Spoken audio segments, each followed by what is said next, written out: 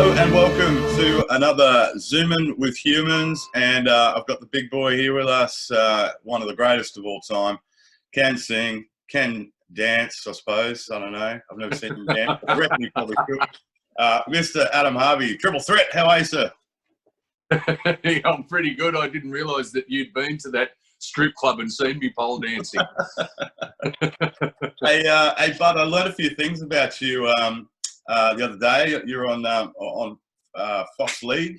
Mate, I had no idea your father was a player for Norths.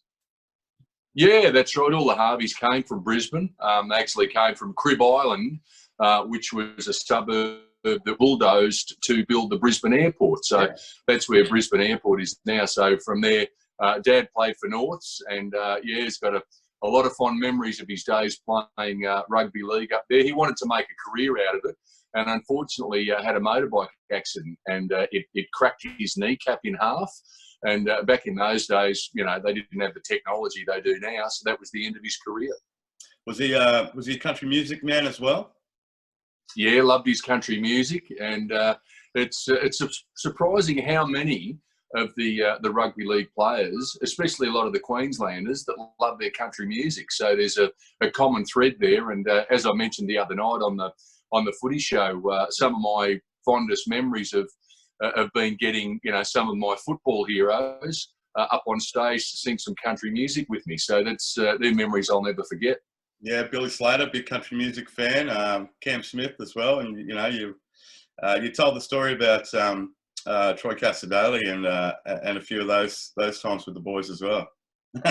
Yeah, that's right. Yeah, we've had some great times at some of those state of origin functions, and yeah, and I had no idea that Billy Slater's dad was actually a country music singer. That's right. Up around North Queensland. So yeah, yeah, it's as I say, there's that common thread right through there. But mate, it'll be good to watch the footy again, but even better when we can start touring and travelling around Australia doing shows again. Well, something else I learned about you, which I didn't know, which I thought was interesting, is I always saw you at the Melbourne Storm and stuff, and I just thought it's you know, because of the Queensland connection, but you're actually a Melbourne Storm, died in the wall fan. How did that happen? Yeah, well, Dad, obviously his football dreams sort of fell through, and he worked up in the Whitsundays for a while, but ended up we relocating the family down to Victoria, down to Geelong, which is just out of Melbourne. And back then there was no internet or no, you know, pay TV or anything, and he really missed, you know, watching his rugby league. And then all of a sudden they started up a team in Melbourne, and I used to drive Dad up to Melbourne, and we'd watch the games together. And you know, half the Melbourne Storm team have always been Queenslanders, so you know, I've got great memories of Dad and I watching the footy together and cheering on some of our favourite players. So that's how the whole love for the Melbourne Storm started. And you know, Dad loved them too. And as I say, I've got memories I'll cherish forever with Dad watching the footy together. Did he remain a Norths fan? Yeah, he always did, and you know, died in the wool maroons. He was a Queenslander through and through, and I guess a bit of that's rubbed off on me. What position did Dad play? He was a front rower. He's a big boy. I was going to say, if he's any, you know, if you're anything like him, you'd probably be playing in the forward as well. Where did you have a run? Mate, I've got to say, you know, I saw a thing on Facebook the other day that you did. You posted a thing for a great cause beyond blue. Mm. And from memory now, you had to eat or drink a raw egg, eat a cup of sugar, do a shot of tequila, and then scull a beer. Yeah, incredible. Not proud of it, Harvey, but you know, sometimes you've got to do things that are out of your comfort zone. I don't know how healthy that was, but I guess if people are having a laugh and talking about men's mental health, you know, that's it's a good thing, I feel. I just thought, wow, egg, sugar, tequila and beer. I mean, that's the perfect breakfast. You've got all food groups. You know, who needs fruit and musuli? There it is right there. I'll tell you what, it's a combo that'll never be drunk again in this house, I'll tell you right now. Well done, mate, anyway. How did your footy career go? When did you realise you were never going to be a rugby league player and decided singing was the go, bud? Yeah, well, I was just hopeless at sport. I've always had that handball coordination. I've always struggled with it. And as I said the other night, Dad used to take me to the games and stand on the sidelines. And apparently he was pretty good back in his day. And he must have just shook his head watching me try and play and thought, there's no way that kid's mine. He can't possibly be mine. I was going to talk to you about, you know, your music, your songs. And when did you actually realise you could make a career out of it? I mean, everyone loves to pull out the guitar, and I've been doing it a little bit myself in isolation, but it'll never be a career, let me tell you. When did you realise that you could turn this into your profession, and how did it all unfold? Well, I guess, you know, I was always singing all the time, and Mum and Dad used to drive me around a lot of the talent quests and up to the Tamworth Country Music Festival, and I'd busk up there. And then my first gig I got, I was on a plane to go and fly to a gig, and it was down to Tassie. So it was on a little twin prop plane from Melbourne to Launceston. And I remember flying down there, and I'm looking out the window, and I just couldn't believe that someone would actually fly me somewhere to go and sing for them. And it sort of dawned on me then that, geez, maybe I could actually make a career out of this.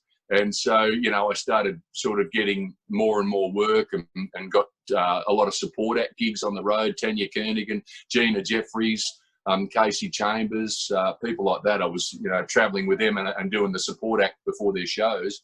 And all of a sudden, my boss from work, I was earth moving and in the mining game, and my boss came up to me and he said, mate, you're having so much time off work. You're away all the time on the road, you know, singing, doing these shows.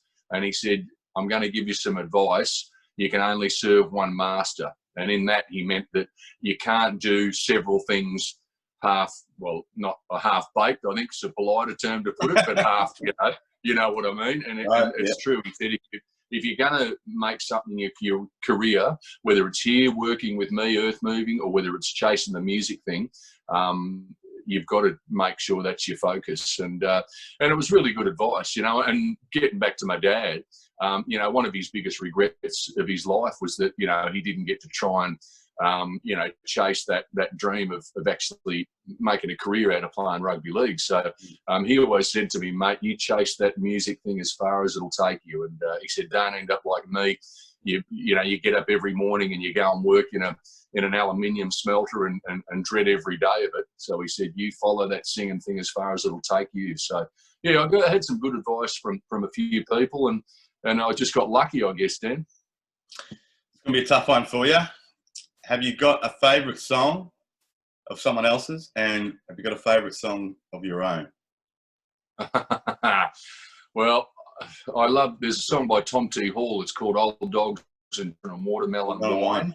And it's just, I still think it's one of the greatest country songs ever written. Tom T. Hall, he was amazing. And that song was, yeah, I did. Yeah, I sort of became friends with him. I've actually been to his house and sat in his lounge room, and I've played and sang with Tom. I still remember one day he said, "What's your favourite song?" And I said, "Oh, it's actually one of yours." And he said, "Well, let's sing it." And so we played that song together and sang it. And yeah, that song was probably the reason that I just fell in love with the country music, and it's the stories and the you know, behind those songs, and songs like that are just timeless, mate. They're so special.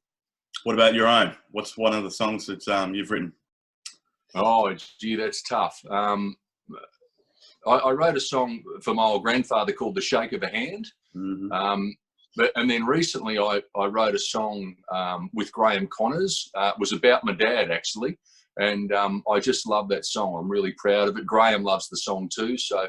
You know, it'll be on the new album whenever the new album comes out. We had grand plans to release it in June, and you know, everything was all in place, and we had video clips and singles and everything ready to go. And that was, of course, before the whole coronavirus struck us. So you know, it's all in limbo at the moment. But yeah, I can't wait to get out on the road and sing that song live. And it's been beautiful to work with Graham Connors. He's an incredible songwriter. But that song is very sentimental to me about Dad. Another Queensland icon there, Graham Connors. We're going to be catching up with him on the on the show very soon. But Harvey, mate, looks like you got a nice little setup behind you there. Where are we talking to you from? What is this? What do we have? Yeah, this is Harvey's Bar in Baddo Bay on the Central Coast. We had a bit of fun. What's that? This is the one, the Harvey's Backyard Bar. Yes, this is it. And yeah, I keep my collection of CDs up here behind me, and then below the bar, I've got over 1,000 vinyl records, country records that I collect, and we often play them. And yeah, it's we've had some pretty good nights in this bar. It's easy to get in, but it's hard to get out. Just like this, there's a song in that, mate. Do you play DJ at the bar, or do you let the guests get stuck in?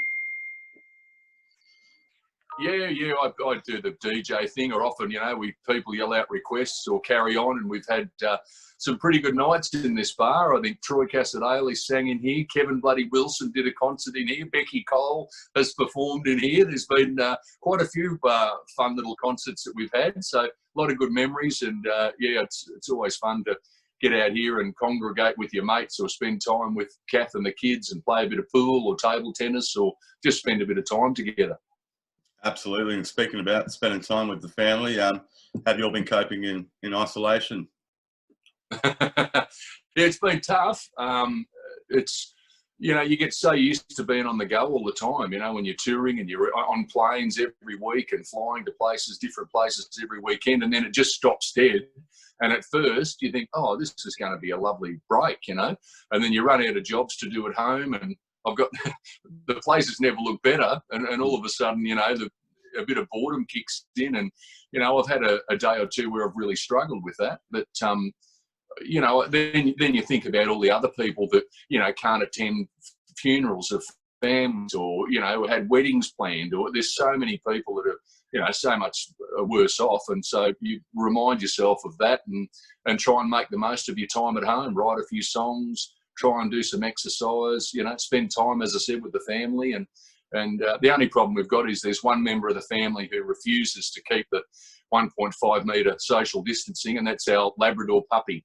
Dolly just loves her cuddles too much, and she refuses to stay away. Don't worry, brother. I hear you. I've got 3 of them, and they're at my feet right now. And with no sport on, I've been sort of finding other things to do, as you say, keeping busy around the house, but also watching some content online and on Netflix and stuff like that. Tiger King's one that come up. Did you get stuck into that, big boy? Oh, yeah, I loved it. How good was Tiger King? And I've recommended it to a few of my friends, and, I say stick with it. A couple of episodes in, you might think, what am I doing watching this? But until you get right to the end, it is just incredible. Another great one that Kathy and I have been addicted to is Ozark. Oh, yeah.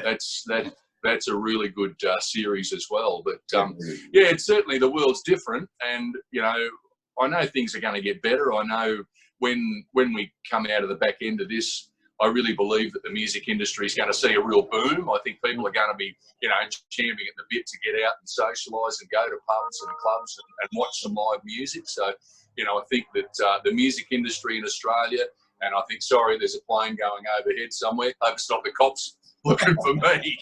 But I think the Australian music industry, and I think also Australian tourism, is going to see a real boom. So, we've got good times ahead. We've just got to hang in there and get through this stuff. All right, Harvey, as is custom on the show, we like our guests to provide something for show and tell. What have you got for us, brother? Yes, well, I have a guitar, but not just any guitar. This guitar was given to me by Troy Cassadaly, and it's a Steve Wariner Takamine, or Takamine, however you say it. And it's worth us. I didn't realise it's worth a stack of money. I don't know if Troy stole it or knocked it off from somewhere, but he gave it got a bit of money, Troy. Yeah, that's right. And it's got a beautiful plaque. Now, you see on the back, there's a little gold plaque on that. Yes. I don't know if you can see that. And he had that put on there and engraved, and it says, "To Adam Harvey, congratulations, mate, on our success with the Great Country Songbook. It's been great to share this with a mate, from Troy Cassadaly." So it's beautiful. Unbelievable. That is lovely, mate. And, you guys are probably, along with Lee Kernaghan, John Williamson, I suppose, and a few others coming through, the the top guys in Australian country music. And we know in other genres of music like rap and like rock and roll, there's sometimes feuds. Are you in a beef with anyone, Harvey? You ever been in a beef with one of your fellow musicians? Can you spill the beans? No, not really. Troy and I obviously are great friends, but we realised that, when we started that Great Country Songbook tour, Troy had this grand idea that we'd share a room together every night, and that didn't quite work out because he likes to go straight back after the show and go to bed early and get up at daylight, whereas I like to stay up a bit later and have a few drinks and have a good time with the band, and then sort of sleep in. So we realised straight away that even though we're great friends, we could never be roommates. But other than that, mate, it's all been pretty good. Troy and I had a famous feud with John Williamson some time ago. I think it was over that same album, that Country Songbook album. But we're all good friends now, and one of the great things about the country music industry, we've all sort of done the hard yards, and we've all served our apprenticeship, and we all started out sort of busking and in the talent quests and scratching our way along however we could. And so I think there's that mutual respect for all of the artists that are that are doing what they do. There's no overnight success. It's not like you go on one of those TV shows and become a superstar overnight. And so I think because of that, we're all pretty grounded, and we're really good mates. Well, big fella, always great to catch up with you for a yarn. You've got a new song too. We're going to post the link in the video here. Cracking tune, mate. Thanks. Well, I sort of released that, and before the song was all about travelling around Australia and how wonderful it is. There's so many people now who are buying caravans and camper vans, and not only retirees, but a lot of young families are on the road. They take their kids and homeschool them as they drive around Australia. And I've toured for over 20 odd years, and I know how special it is, when you're traveling around and there's a new adventure in every town and new people to meet, new places to go. It's really exciting. And so, of course, I released this song all about the beauty of, driving around Highway number 1. And then, of course, we got locked down, so no one could go anywhere. It's kind of your version, the Aussie version of On the Road Again. Yeah, something like that, mate. But as I said, it won't be long. We'll be able to hit the road again, and whether you're on tour or going on holidays, it's a beautiful thing to be able to, just travel around state to state to state and see all of Australia. I think we all probably took it for granted, a few months ago, but now, when it's taken away from you, you realise how special it is. Well, we can't wait to see you up this way soon, brother. Always good to have a yarn with you, Harvey. Take care, bro. Thanks, my friend. Good on you, Dan.